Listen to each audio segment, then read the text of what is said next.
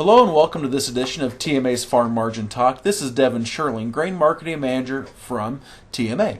So on this week's Farm Margin Talk, we're going to give a quick update on profitability. Then we're going to focus on how we can maximize our 2013 wheat revenue potential, and then give a couple ideas on how we can even maximize out to that 14 and 15 crop year.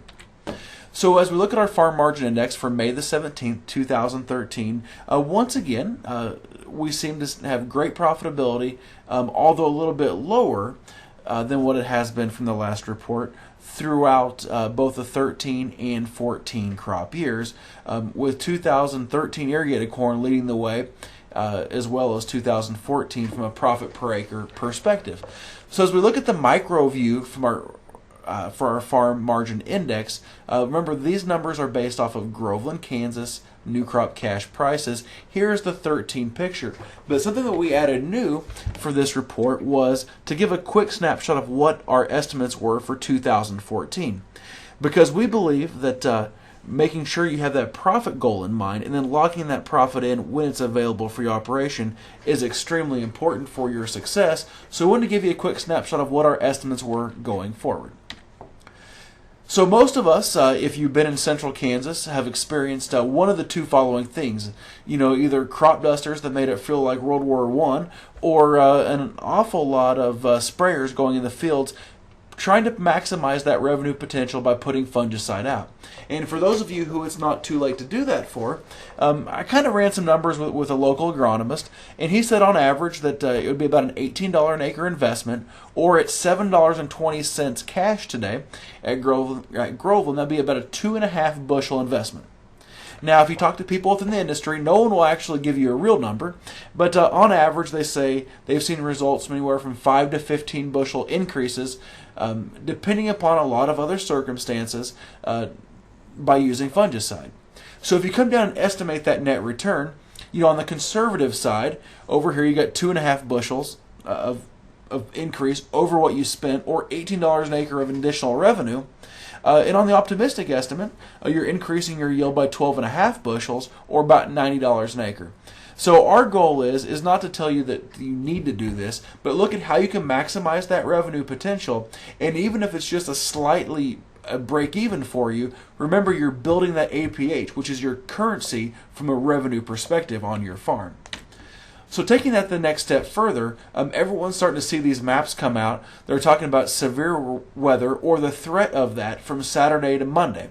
So why are people wanting you to look at maximizing that revenue potential through hail coverage? Well, the math behind that is if you have a 45 bushel APH on your farm and you purchased an 80% revenue policy from the federal government, that guaranteed you 36 bushels an acre. Well, as you talk to people, they're estimating their crop to be anywhere from 50 to 60 bushels that's growing in the field right now. So for this example, we're going to use a 55 bushel estimate. So if you're assuming 55 bushels, that leaves you with 19 bushels that are not protected on your farm. And using that $7.20 current value of wheat, that's $136 an acre that you haven't protected. So when people come out and talk to you about purchasing hail insurance, the most important thing to know is what is your policy structure, and then how can you use hail insurance to maximize your overall revenue potential.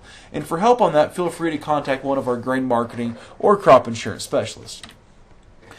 So opportunities going forward for 2014 and 2015, we have been doing an amazing amount of 2014 and 15 wheat contracts, and so make sure you get a hold of us and ask about how the averaging min-max, or just a plain futures first, or more of a min-max traditional contract can fit into that marketing plan to help lock in that revenue.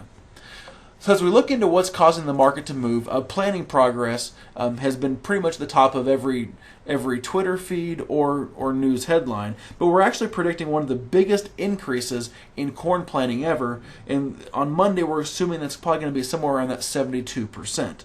Informa also came out today and increased their soybean acres and decreased corn and wheat, which caused the market to move just a little bit today. From a world weather standpoint, both Australia and Russia got very beneficial rains that took some of the ease off of the shrinking U.S. wheat crops that are going on.